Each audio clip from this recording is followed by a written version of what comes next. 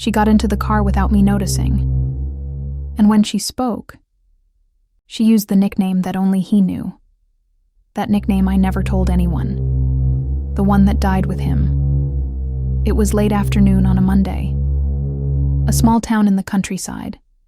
One of those places where everyone knows everyone. And for that very reason, no one lets you forget who you were. It was drizzling. The raindrops hit the roof of the car like someone typing in Morse code. A message I couldn't decipher. I was parked on the shoulder of the old road. The one nobody uses anymore since they built the new highway. Hands shaking on the steering wheel. Short breaths. Eyes burning with exhaustion and guilt. I had run away that morning.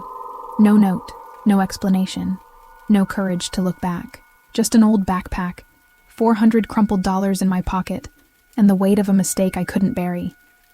A mistake that followed me like a shadow, that woke up with me every dawn, that made my own name sound wrong in my own mouth.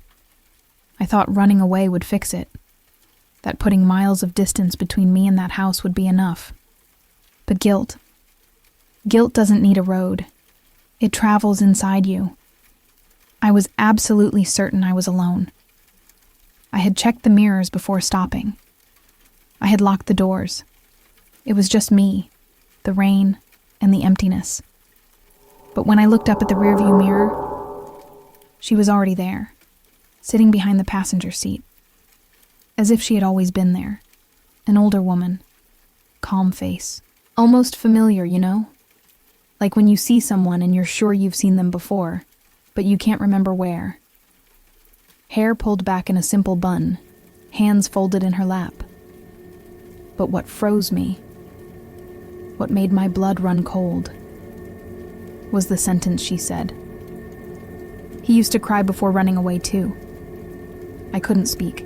My throat closed up. My entire body went rigid. I didn't ask how she got in, or who she was. My voice came out hoarse, barely audible.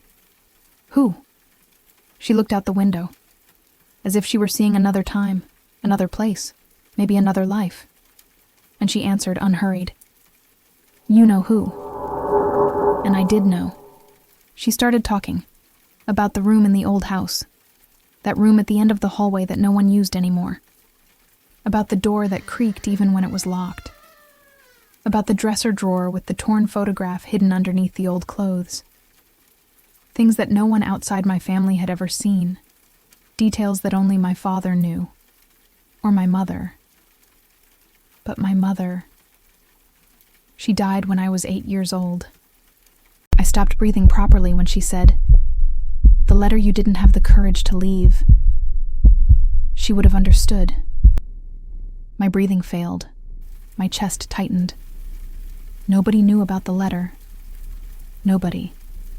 It was with me at that exact moment. Burned halfway, folded in 4, stuffed at the bottom of my backpack. I had tried to destroy it the night before, but I couldn't. How did she know? She continued, with a voice that wasn't cold, but also wasn't warm. It was distant. Like an echo coming from far away. You wrote that you didn't deserve to be forgiven, that it was better to disappear than to keep pretending. Those were the exact words. Every comma, every period. As if she had read the letter with me, or as if she was the person the letter was written to. I felt the air in the car change. It got colder, denser. She sighed, a long sigh. Tired. He used to wait on the porch until late, even without knowing where you had gone, even knowing you weren't coming back. My father. She was talking about my father, as if she had been there, as if she had seen it. But my father died 2 weeks after I ran away, asleep on the living room couch, alone, waiting. And then she leaned forward, slowly, as if approaching something fragile. For the first time, I saw her eyes in the rearview mirror. Green, sea green, clear, bright, identical to the ones in the old photograph of my mother. That photo I had carried in my wallet since I was a child, the only one that remained. My heart raced. My hands were sweating. She smiled. It wasn't a happy smile. It was a smile of someone who knows, who understands, who has been through this. A smile that hurt. And then, with a voice that seemed to come from inside my own chest, she said, "He forgave you." And so did I. I couldn't hold it in. I turned around, fast, desperate. The seat was empty, nothing, no handprint on the seat, no trace, no sound, just the echo of a forgiveness I never had the courage to ask for, and that, somehow impossibly, I had just received. Since that day, I haven't tried to run away again. I went back home. I faced everything.